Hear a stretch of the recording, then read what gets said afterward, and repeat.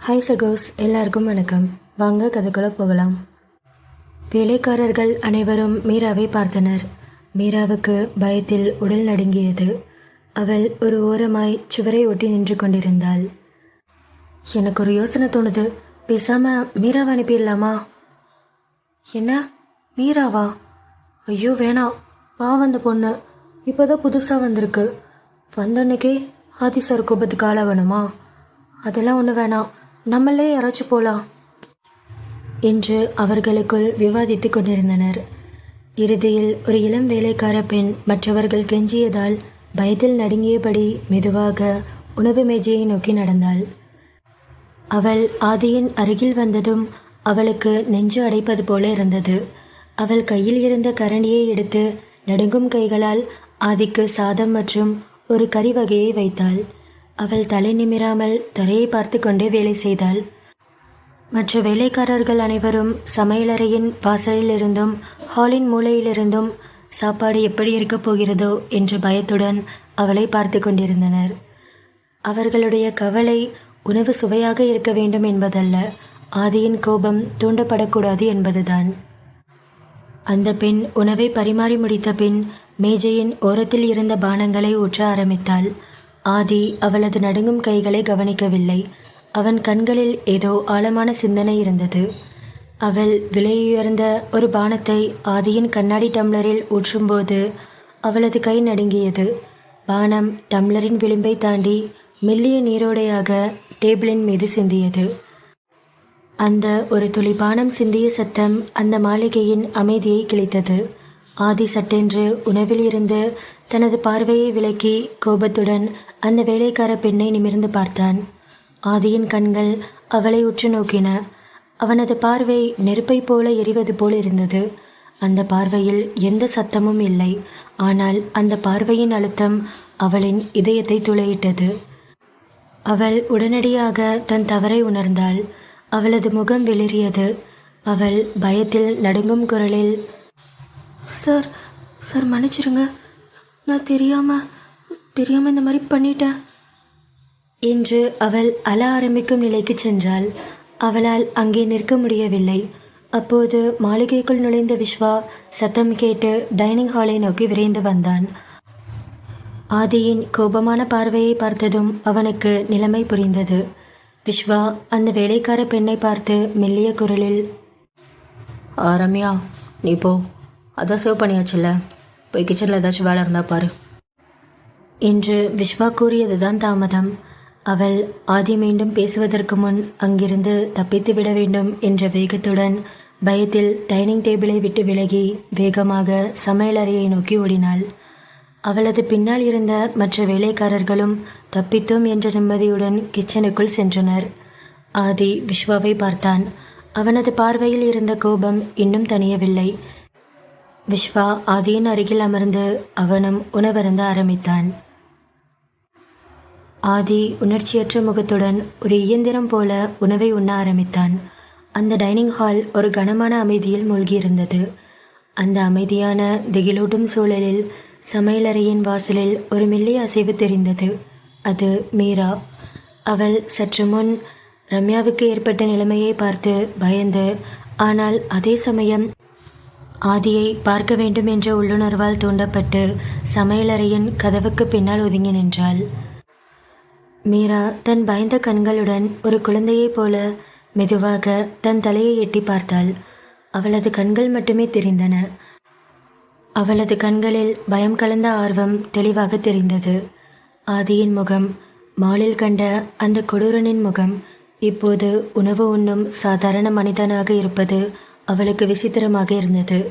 இவ்வளவு பெரிய கோபக்காரனா இவன் என்று எண்ணி அவள் நடுங்கினாள். ஆதி உணவை உண்ணும்போது விஸ்வாவுடன் சில முக்கியமான விஷயங்களை பற்றி பேசிக்கொண்டிருந்தான். அப்போது அவன் கேஷுவலாக சமையலறை பகுதியை நோக்கி பார்வையை செலுத்தினான். அவன் பார்வை கதவுக்கு பின்னால் எட்டி பார்த்த மீராவின் மீது ஒரு நொடி நிலைத்தது. அந்த ஒரு நொடி பார்வையிலேயே ஆதியின் மனம் மின்னல் வேகத்தில் வேலை செய்தது. அவள் மாலில் துப்பாக்கி சண்டையின் போது அவன் கண்ட அதே இளம்பெண் இவள்தான் என்று அவனது ஆழ்மனம் உறுதியாக சொன்னது. ஆதி உடனடியாக தன் பார்வையை விலக்கவில்லை. அந்த பயந்த கண்களை அவன் சில வினாடிகள் உற்று பார்த்தான். ஆதி மீராவின் மீது இருந்த பார்வையை விலக்காமல் அதே அமைதியான அதிகாரமான குரலில், "ஏய், யார் நீ? இங்க வா" என்று அவன் கூப்பிட ஆதியின் குரல் டைனிங் ஹாலை கிழித்தது. மீரா அதிர்ச்சியில் உறைந்து போனாள். அவள் யாருக்கு அழைப்பு விடுக்கப்படுகிறது என்று குழப்பத்துடன் சுற்றுமுற்றும் பார்த்தாள். மீரா மெல்லிய தடுமாற்றமான குரலில், "ஆ, என்னையா கூப்பிட்டீங்க?" "உன்னை தான் கூப்பிட்டேன். அங்கே நீ மட்டும்தானே இருக்க. இங்க வா" என்று ஆதி மீராவை அழைக்க சமையலறையில் நின்றிருந்த லக்ஷ்மி உட்பட அனைவரும் பயத்தில் உறைந்தனர். அவர்கள் மீராவை நோக்கி, "ஐயோ மீரா, உன்னை எதுக்கு ஆதி சார் கூப்பிடுறாரு? என்ன பண்ண போறாரோ?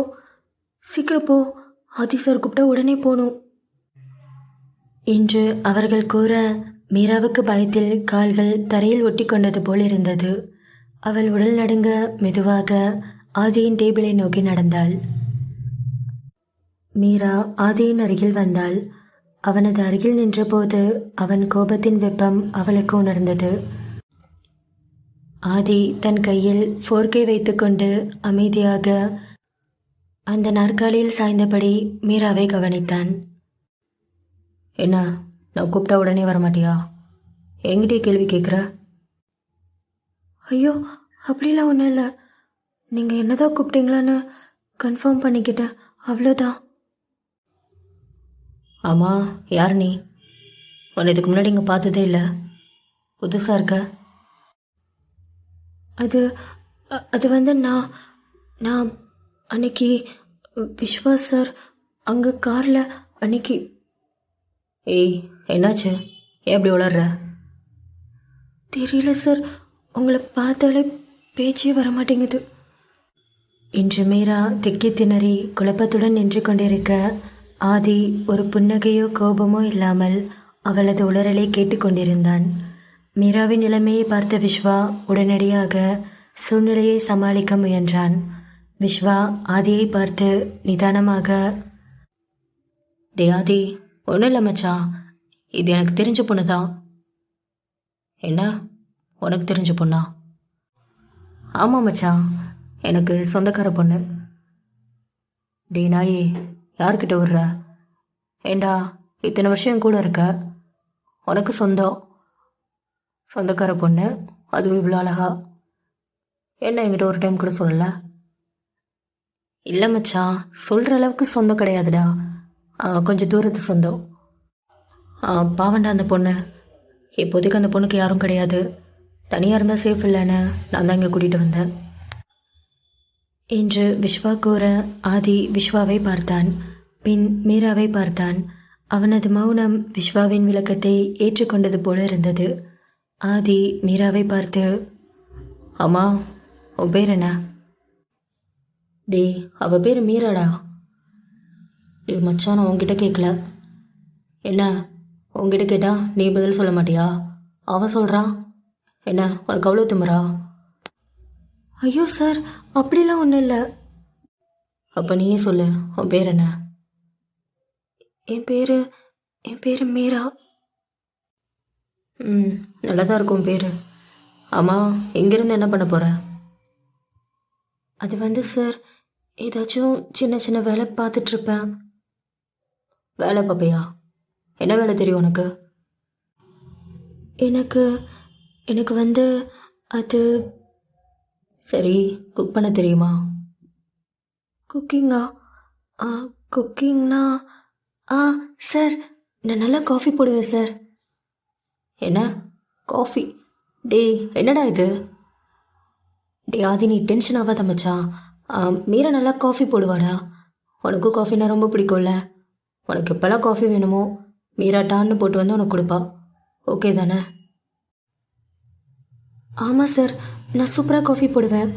என் காஃபி மட்டும் நீங்கள் குடிச்சிங்க, இருக்கிற டென்ஷன்லாம் பறந்து போயிடும்." "டே விஸ்வா, எனக்கு என்னமோ சரியா படலை. ஏய், யார் நீ? உண்மை சொல்லு. யார் அமிச்சிங்க வந்திருக்க? என்ன போட்டு தலை வந்திருக்கியா?" ஐயோ சார், என்ன பேசுகிறீங்க? நான் நான் உங்களை போட வந்திருக்கேனா? என் மூஞ்சியை பார்த்தா அப்படியே சார் தெரியுது. அதுவும் கரெக்டு தான். நார்மல் பேபி மாதிரி கொழுக்கு முழுக்குன்னு மூஞ்சியை வச்சுட்டு. என்ன சார், என்ன சொன்னீங்க? அதெல்லாம் ஒன்றும் இல்லை. அந்த பீஃப் எடுத்து வை. நானா? நீ தானே வேலை செய்ய வந்திருக்கேன்னு சொன்ன. எடுத்து வை என்று ஆதி கூற மீரா நடுங்கும் கைகளால் அந்த சில்லி பீஃபை எடுத்து ஆதியின் தட்டில் வைத்தாள். அவளது கை நடுங்குவதை பார்த்த ஆதி அமைதியாக இருந்தான். மீரா பரிமாறும்போது ஆதி அவளை விட்டு பார்வையை விலக்கவே இல்லை. அவனது கைகள் தட்டில் இருந்த உணவின் மீது இருந்தாலும் அவன் கண்கள் மீராவின் பயந்த முகத்தின் மீது நிலைத்திருந்தன. ஆதி அவளது பயந்த முகத்தையும் அவளது கண்களில் இருந்த அதே பழைய பயத்தையும் ரசித்து கொண்டிருந்தான். அவனது ஆழ்ந்த பார்வை மீராவை இன்னும் அதிகமாக நடுங்க வைத்தது.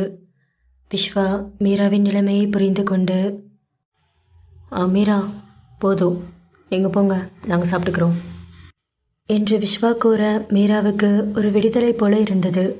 அவள் வேகமாக அங்கிருந்து நகர முயன்றாள். அப்போது ஆதி கம்பீரமான குரலில், ஏய், எங்கே போகிற? இல்லை சார், விஸ்வா சார் தான் என்னை போக சொன்னார். அவன் போக சொன்னா நீ போயிடுவியா? அப்போ எனக்கு என்ன மரியாதை?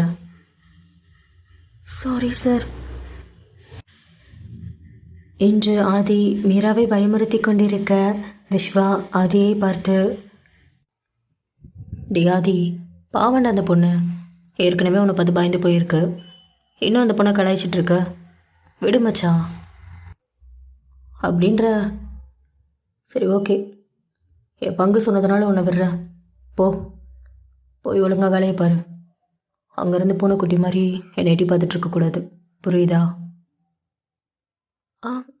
ஓகே சார் என்று மீரா வேகமாக அங்கிருந்து நகர்ந்தாள். சமையலறைக்குள் நுழையும் முன் அவள் ஆதியை பார்க்க வேண்டும் என்ற உள்ளுணர்வால் தூண்டப்பட்டாள். மீரா திரும்பி பார்த்தாள். அவளது கண்கள் மாலில் கண்ட அதே பயத்துடன் இப்போதும் ஆதியை பார்த்தன. மீரா திரும்பிய அடுத்த கணம் ஆதி தன் தட்டில் இருந்த உணவை எடுத்து வாயில் வைத்தான். அவன் மெதுவாக உணவை மெல்லும்போது அவனது உதடுகளில் ஒரு துளி புன்னகை தெரிந்தது. அந்த புன்னகை சந்தோஷத்தின் வெளிப்பாடு அல்ல, மாறாக ஒரு விதமான திருப்தியின் ஆதிக்கத்தின் புன்னகையாக இருந்தது. சமையலறையில் மறைந்து நின்று கவனித்து கொண்டிருந்த பணிப்பெண்கள் அனைவரும் ஆதியின் இந்த புன்னகையை பார்த்து பெரும் அதிர்ச்சி அடைந்தனர். நான் பார்க்குறது கனவா நிஜமா? இப்போதான் ஃபர்ஸ்ட் டைம் ஆதி சார் சாப்பிடும்போது சிரிக்கிறத பார்த்துருக்கேன். ஆமாண்டி, சாப்பிடும்போது கூட எப்போ பார்த்தாலும் உருன்னு மூஞ்சியை வச்சுட்டு கோவமாகவே இருப்பார். இப்போதான் அவர் சிரிக்கிறதையே நான் பார்த்துருக்கேன். ஆனால் ஆதி சார் சிரிச்சா அழகா இருப்பார் போலையே என்று அங்கிருந்த பணிப்பெண்கள் தங்களுக்குள் பேசிக்கொண்டிருந்தனர். மீரா அந்த கொடூரனின் சிரிப்பை பார்க்கவில்லை. ஆனால் ஆதியின் புன்னகை அவனது கோபமான உலகில் ஒரு புதிய சலனத்தை ஏற்படுத்தியிருந்தது. அன்று இரவு மணி 11 தாண்டி இருந்தது.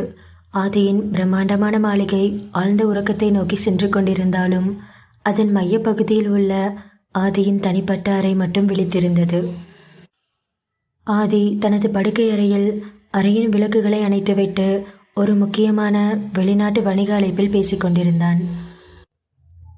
அறையின் ஒளியை விட பால்கனியிலிருந்து வந்த நிலவொளி மட்டுமே உள்ளே பரவியிருந்தது.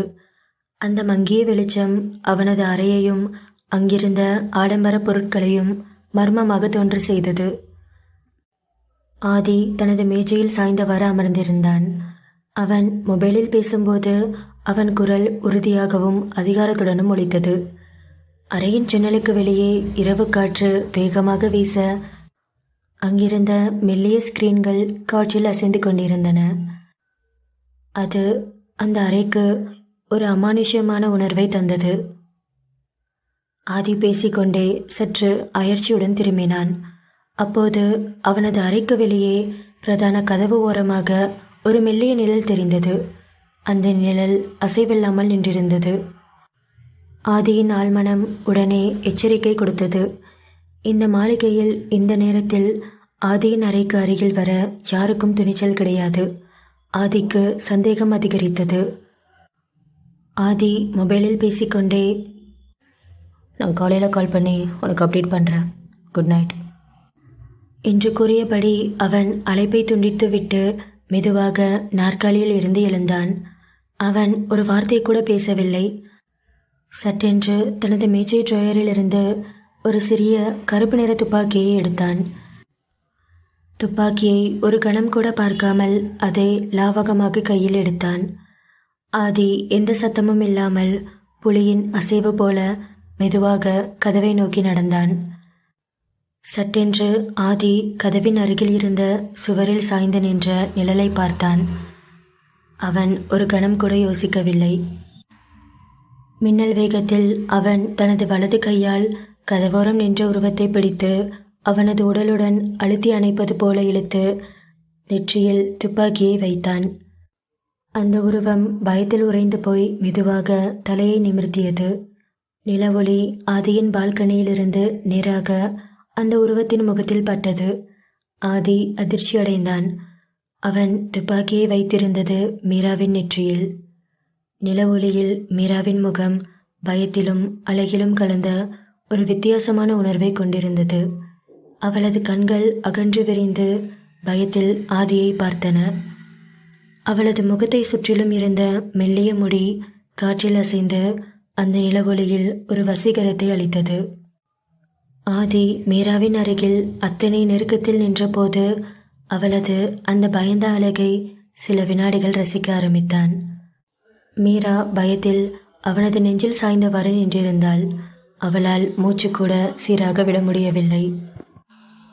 அவள் கையில் வைத்திருந்த ஒரு அழகிய விலையுயர்ந்த பீங்கான் தட்டு ஆதி அவளை வேகமாக இழுத்ததால் பிடியிலிருந்து நழுவி கீழே விழுந்து உடைந்து சிதறியது. ஆதி ஒரு கணம் தன் கையில் இருந்த துப்பாக்கியை பார்த்து பின் மீராவின் நெற்றியை பார்த்தான். அவன் மெதுவாக நெற்றியில் வைத்திருந்த துப்பாக்கியை விலக்கினான். மீரா ஆதியின் பிடியிலிருந்து நழுவி சற்று நகர்ந்து நின்றாள். நீயா? அம்மா, இந்த நேரத்தில் இங்கே என்ன பண்ணிட்டு இருந்த? ஒன்றும் இல்லை சார், உங்களுக்கு பால் கொண்டு வந்த என்று மீரா கூற ஆதி தரையில் நொறுங்கி சிதறி கிடந்த பீங்கான் கோப்பையையும் அதிலிருந்து வழிந்தோடிய பாலையும் கவனித்தான். என்ன, பால் கொண்டு வந்தியா? ஆமாம் சார், நீங்கள் டெய்லி நைட்டு பால் சாப்பிட்டு தானே படுப்பீங்க. லக்ஷ்மி ஆண்டிக்கு கொஞ்சம் உடம்பு சரியில்லை, அதான் நான் எடுத்துகிட்டு வந்தேன். அது சரி, உள்ளே கொண்டு வர வேண்டியதானே, எதுக்காக இங்கே மறைஞ்சு நின்றுருந்தா? ஒன்றும் இல்லை சார், உள்ளே வர்றதுக்கு பயமாக இருந்துச்சு என்று பேசிக்கொண்டிருக்க ஆதி சிறிதும் கண்ணிமைக்காமல் மீராவின் முகத்தையே பார்த்து கொண்டிருந்தான். சாரி சார், நீங்கள் என்னை வேகமாக பிடிச்சி இழுத்ததில் கையில் இருந்த பிளேட்டு தெரியாமல் கீழே போட்டுட்டேன். எல்லாம் உடஞ்சி பாலெல்லாம் கொட்டி போச்சு. சாரி, இதோ இப்போ நான் க்ளீன் பண்ணுறேன் என்று தரையில் உடைந்த கண்ணாடி துண்டுகளை சுத்தம் செய்ய முற்பட்டாள். அவள் பயத்தில் நடுங்கிக் கொண்டிருந்தாலும் கவனத்துடன் கீழே குனிந்தாள். மீரா தரையில் மண்டியிட்டு உடைந்த கண்ணாடி துண்டுகளை மெதுவாக சேகரித்தாள். அதே நேரம் ஆதி அங்கிருந்து விலகிச் செல்லவில்லை.